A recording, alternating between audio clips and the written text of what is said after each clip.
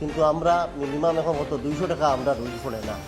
যে আসাম গভর্নমেন্টের কাছে বা মাননীয় মুখ্যমন্ত্রীর কাছে আমরা ওটাই অনুরোধ করি, আর যাতে আমরা পার্মানেন্ট করার লাগিয়া আর আমরা বেতনটা বাড়ানোর লাগিয়ে আমরা আজকে এই আয়োজনটা করছি।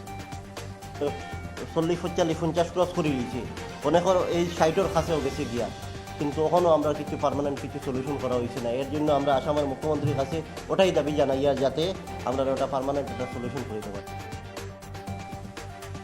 যাত্রা বা একটা কিছু করে দিবা। কিন্তু অনেকবার আমরা দাবি জানানোর পরেও বা তার লগে আমরা ফেস টু ফেস হাইলাকান্দি 2বার আইছিলা, আমরা মেমোরান্ডাম তার হাতে তুলিয়া দিছি, আমরা তানে বারেবার আমরা দাবি জানাইছি, তান এটাও জানাও আছে যে এডুকেশন ভলান্টিয়ার হিসাবে আমরা কাজ করি। আর কিন্তু তাই কইছেন যে আমরা একটা কিছু করে দিবা করতে করতে আজকে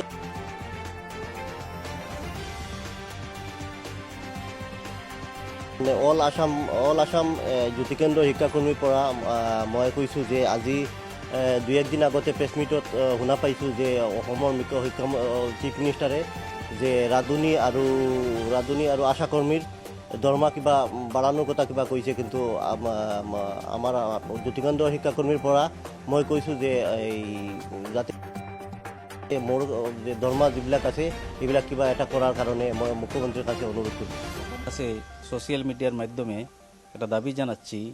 দাবিটি হলো যে বিগত 2005 ইংরেজি থেকে আমাদের সমগ্র আসামে সর্বশিক্ষা অভিযানের প্রত্যঙ্গ হিসাবে প্রত্যেকটি স্কুলের সঙ্গে নিম্ন পাঠশালার সঙ্গে যে এসটিআর সেন্টারগুলি জড়িত আছে, তাদের যে কর্মীরা আছে, শিক্ষক শিক্ষয়িত্রীরা আছে, তাদের প্রতি নিম্নমানের বেতন হিসাবে তাদেরকে দেওয়া হয়, যা তাদের পরিবারের ব্যয় বহন চালানো কোনো অবস্থাতেই সম্ভব হয় না।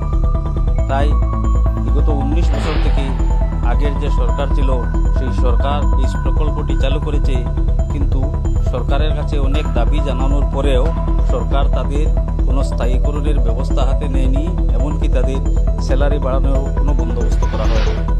বর্তমান কেন্দ্র এবং রাজ্যে বিজেপি নেতৃত্বাধীন সরকার আছে, সেই সরকারের কাছে এবং আসামের দুর্দণ্ড প্রতাপী মুখ্যমন্ত্রী ডক্টর হিমন্ত বিশ্ব শর্মার কাছে আমরা সোশ্যাল মিডিয়ার মাধ্যমে